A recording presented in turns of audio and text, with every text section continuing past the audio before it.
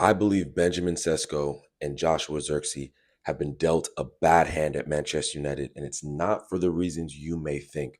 But before we get into that, welcome to the channel. My name is Temi. If you're new here, make sure to hit the like button, hit the subscribe button, hit that notification bell, and as always, stay locked in. So let's get into this. Our striker position at Manchester United, our two senior strikers this season are Benjamin Sesko and Joshua Zirkzee. Okay, both relatively young strikers, relatively inexperienced at the top level. Benjamin Sesko, very talented young player out of Germany, came from the Bundesliga, RB Leipzig, scored some goals. There scored some great goals at RB Leipzig. I watched a lot of him in the German league, and he's a talent, undeniable talent. But is he like a Wayne Rooney? Obviously not. Is he like a Anthony Martial level talent at the time? I don't think so, right? But clearly a ton of potential if in the right situation to grow and be great. Then we have Joshua Zirkzee, played in the Italian league, technically amazing player in my opinion. I think he is so technically gifted, but not necessarily a top striker in the context of he's not the greatest finisher in the world, and he's not a hungry goal scorer, if that makes sense.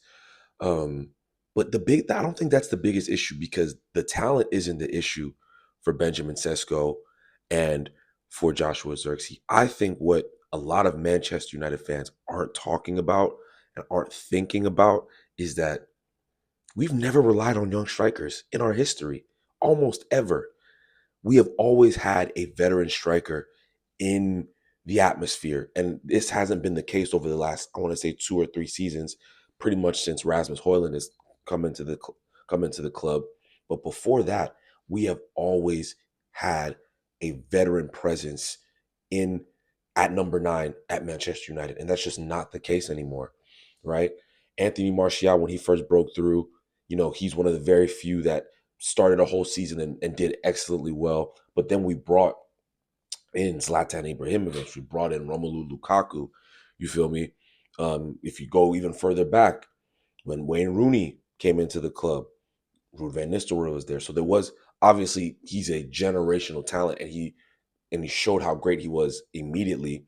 But he still had veterans around him in and around the locker room that the pressure wasn't all on him. I pity Benjamin Sesko specifically, man. I pity Benjamin Sesko because I remember when we made that signing, I was like, I don't know, man. I don't know if he's good enough to handle this pressure. I don't know if he's of the level to handle the pressure of leading the line at Manchester United. It's such a big responsibility. And if you look at, let's say, Rasmus Højlund, for instance, we spent 70 million pounds on him, and he was never, ever, ever going to live up to that price tag. And we see that, in Napoli, he's doing better, but the pressure's just not on him. You can't compare Napoli to Manchester United. You know what I mean? And it's not fair to him. It's not fair to Benjamin Sesko. I don't think he's personally me. I don't think he's a 70 million pound player that you bring into your team and he's leading the line for your club.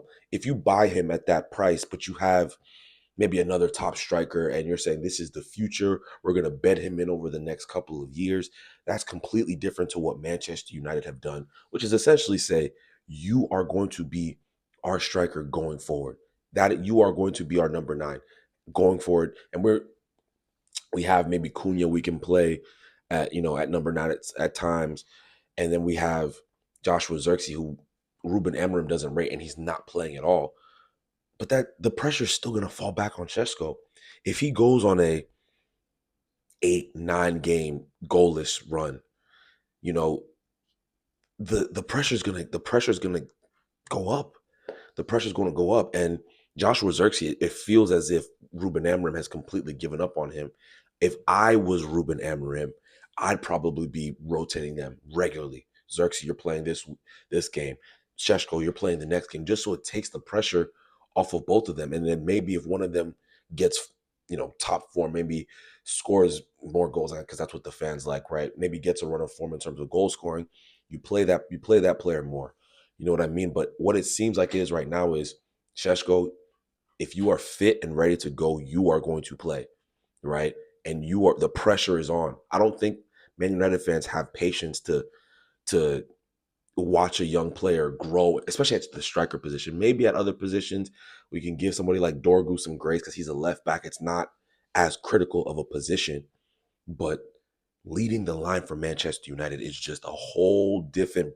It's a whole different ball game.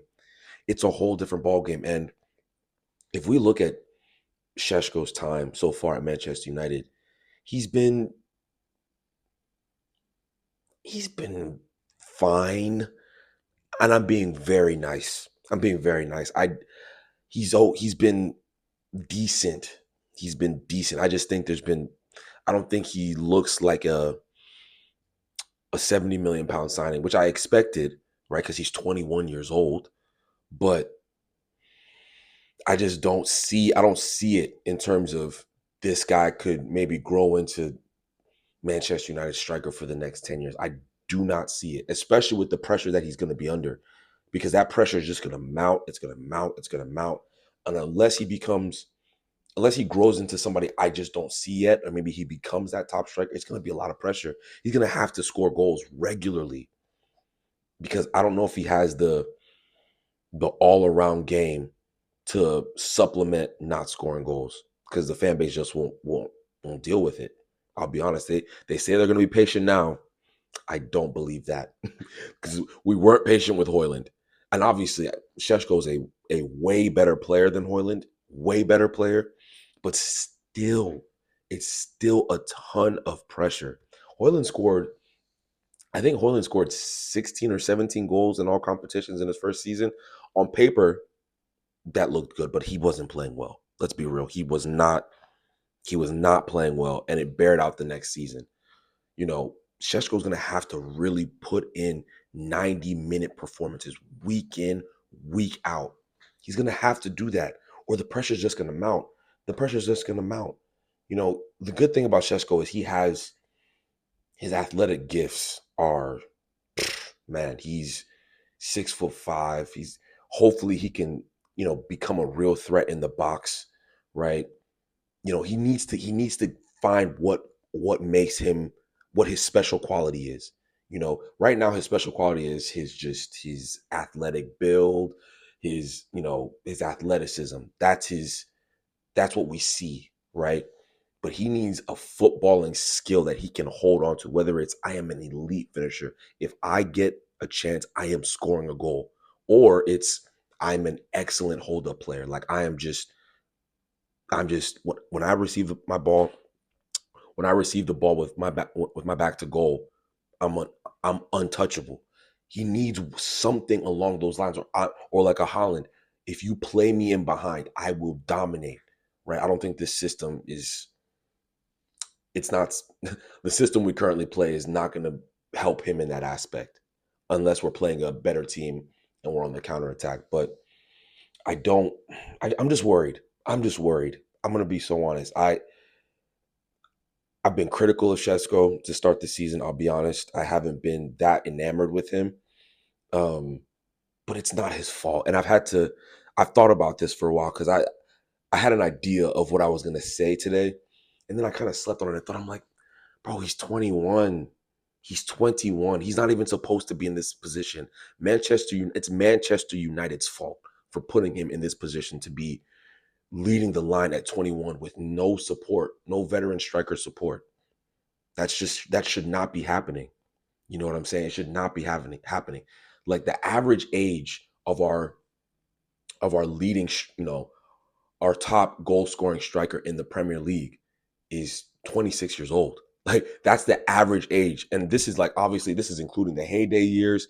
This is including post Alex Ferguson. It's always been a veteran striker generally that is leading our line, who has experience, who has Premier League experience, or who has experience elsewhere, right? Or it's a prodigy, right? Wayne Rooney, Golden Boy Anthony Martial, that type of player, right? It's only as of recent the Rasmus Hoyland era, the Rasmus Hoyland era where we have a 21-year-old leading the line and there's nobody else supporting him. Like that's not what we do. It's not what we generally do. So what are your guys' thoughts on this? Am I being too harsh? Am I speaking prematurely? Do I need to give Sesko more time? I think Josh Zirkzee should be the one really playing that quote unquote veteran role where he's getting a lot of game time to supplement Benjamin Sesko. So it's not just all the focus on him, but this manager's not doing that. Maybe it's Cunha who does that. I don't really want to see Cunha at striker. I'll be so honest with you. But if it's Cunha, maybe that's okay. Maybe I can tolerate that. I just don't think Benjamin Sesko deserves to be in the firing line week in and week out.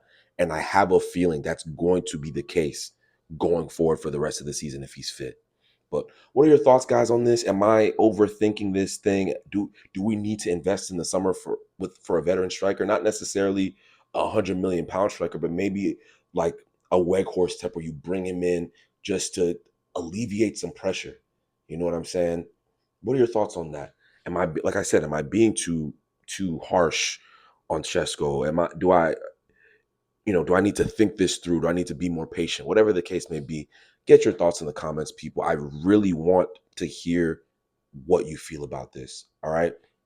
Hit the like button for me, hit the subscribe button for me, hit that notification bell. And as always, people, stay locked in. Appreciate y'all. All right. Deuces.